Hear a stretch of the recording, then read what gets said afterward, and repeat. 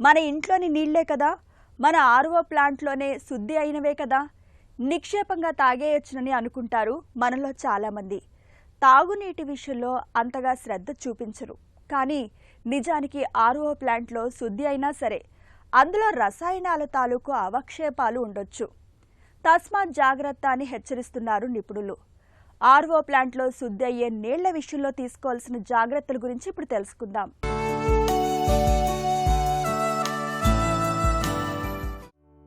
మనలో చాలా మంది ఆర్ఓ ప్లాంట్లో శుద్ధి చేసిన నీరే కదా సురక్షితమని అనుకుంటారు. నిజానికి అనారోగ్యానికి కారణమయ్యే విషతుల్యాలు ఏ దశలోనైనా పోగుపడొచ్చు. అందుకే ఆర్ఓ ప్లాంట్ నుంచి ఆ నీటిని నిల్వ చేసిన పాత్ర వరకు అన్నింటినీ తరచి చూడాలి. ఎందులోనైనా సరే నీరు ఎక్కువ రోజులు నిల్వ ఉంటే అందులో ప్రమాదకర బ్యాక్టీరియా ఏర్పడుతుంది. ఆల్గే, శిలీంధ్రాలు వేగంగా పెరుగుతాయి. ప్లాంట్లో లీకేజీలు ఉన్నా, ప్లంబింగ్ కనెక్షన్లు సక్రమంగా లేకున్నా నీటిలోకి సీసం, సింథటిక్ మూలకాలు చేరే ప్రమాదం ఉంది. కొన్ని ఆర్ఓ ప్లాంట్లు శరీరానికి అవసరమైన కాల్షియం, మెగ్నీషియం, పొటాషియంలను కూడా పూర్తిగా ఫిల్టర్ చేసేస్తాయి. ఆ నీటితో చాలా సమస్యలు వస్తాయి.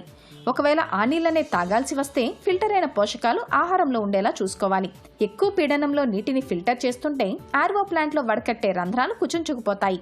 దానివల్ల నీటి నాణ్యత కూడా తగ్గిపోతుంది. ఆల్గే తొలగించడానికి ఉపయోగించే క్లోరిన్ వంటి రసాయనాల అవశేషాలు ప్లాంట్లో మిగిలిపోతే దీర్ఘకాలంలో అనారోగ్యాలకు దారితీయొచ్చు. ఆర్ఓ ప్లాంట్లో శుద్ధి అయిన నీళ్లలో ఆమ్లత ఎక్కువగా ఉంటుంది. అది మన శరీరంలోని ఖనిజ లవణాలను తొలగించే అవకాశం ఉంది. ఇది మన ఆహారం రుచిని కూడా ప్రభావితం చేస్తుంది. ఒకవేళ బాటిళ్లలో నీటిని వాడుతుంటే కొన్ని జాగ్రత్తలు తీసుకోవాలి. తక్కువ నాణ్యత ఉన్న ప్లాస్టిక్ బాటిళ్లను ఎక్కువ కాలం వాడితే బిస్పినాల్స్, తాలేట్ల వంటి రసాయనాల అవశేషాలు, మైక్రోప్లాస్టిక్లు నీటిలోకి లీక్ అవుతుంటాయి. ఇవి మన శరీరంలోని జీవక్రియలను చిన్నాభిన్నం చేస్తాయి. ఇలాంటప్పుడు ఆర్ఓ ప్లాంట్లలోని ఫిల్టర్లలో బయోఫిల్మ్లను తరచుగా మారుస్తుండాలి. సిస్టమ్ని పూర్తిగా శానిటైజేషన్ చేస్తుండాలి.